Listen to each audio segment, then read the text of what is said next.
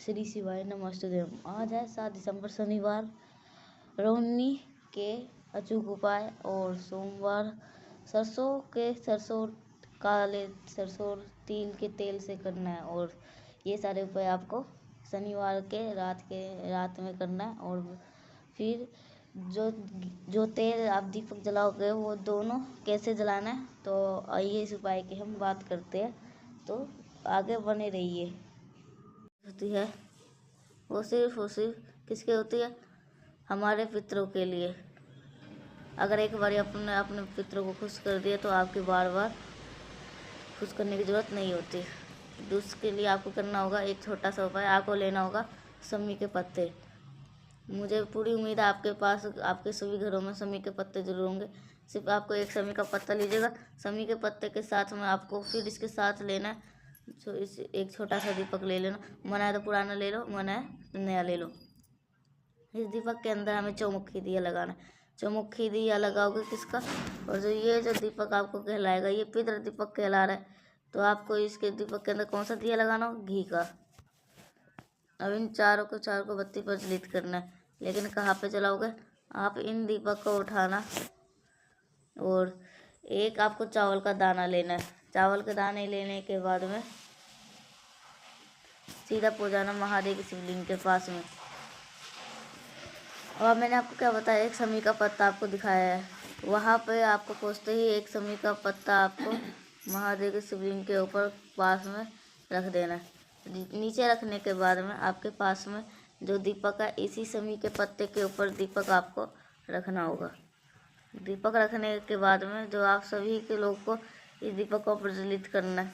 मैंने आपको बता रखा है, जब आप कोई सा भी उपाय पितर को खुश करने के लिए करेंगे, 4 बत्ती को प्रज्वलित कर देना समी के पत्ते के ऊपर रख करके।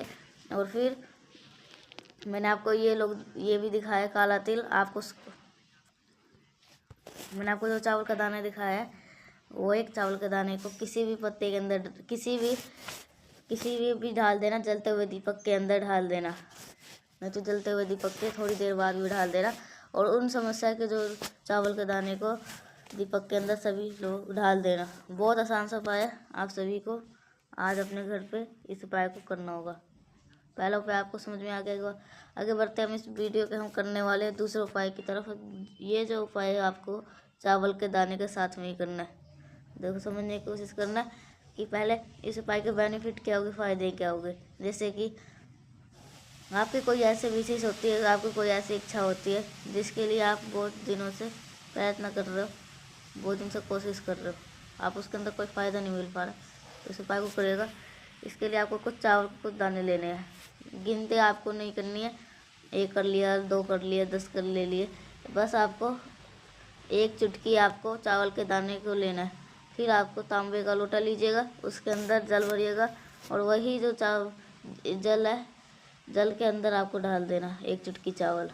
अब इस कलश को उठाने के बाद में इसे लेके कहाँ पे पहुँच जाओगे? जहाँ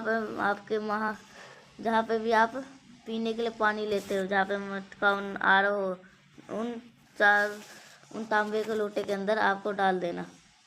उसके बाद में जहाँ पर भी आप अपने आरओ लगाए हो ना, वहाँ पे जाके खड़े होना, अपने पितरों से स्मरण करना, प्रार्थना करना, हे पितृ देवता, हम अनजान है, हम ना समझ है, हमें किसी भी ढंग नहीं है, तो हमसे जो भी गलतियाँ हुई हो तो हमें नादान समझ के, ना समझ के आप हमें क्षमा करें। उन सबसे क्षमा याचना जरूर करेंगे। और क्षमा याचना करने के बाद में फिर आपको किसी तांबे के लोटे को उठाना और आपके घर के अंदर जो महादेव का शिवलिंग हो वहाँ पे लेके चले जाना। अब तरीका समझिएगा।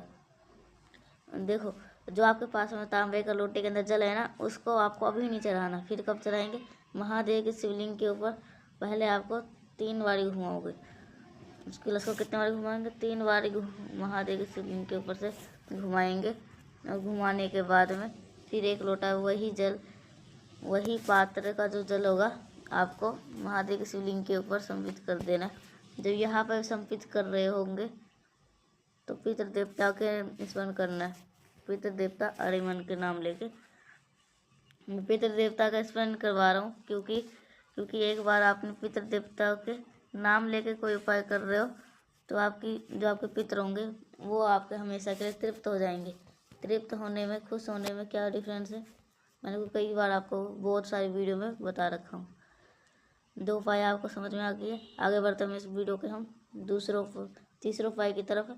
ये जो उपाय होगा ये आपको लौंग से करना है, जिससे आपके कोई भी व्यक्ति को कंट्रोल में कर सकते हो।